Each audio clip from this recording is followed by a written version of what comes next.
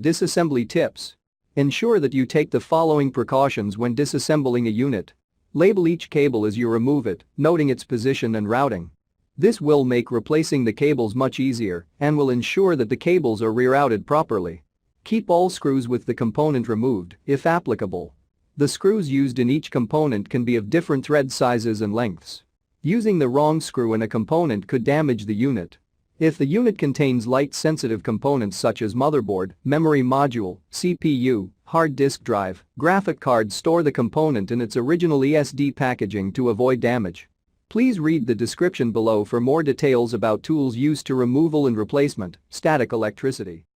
Before you begin, remove the base enclosure, battery, solid-state drive, right trunk, right support bracket, right fan, left trunk, left support bracket, and left fan.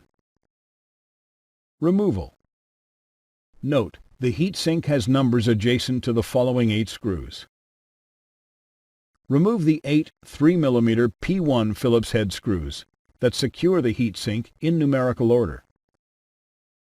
Note, due to the adhesive quality of the thermal grease located between the heatsink and processor components, it may be necessary to move the heatsink from side to side to detach it from the system board.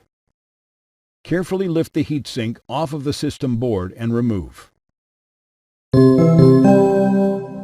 Replacement. Note, replace the thermal grease before replacing the heatsink.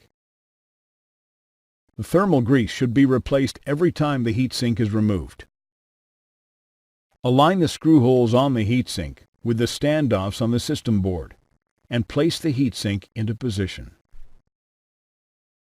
Replace the 8 3mm P1 Phillips head screws in numerical order. Thanks for watching. Please click subscribe for more videos and weekly updates.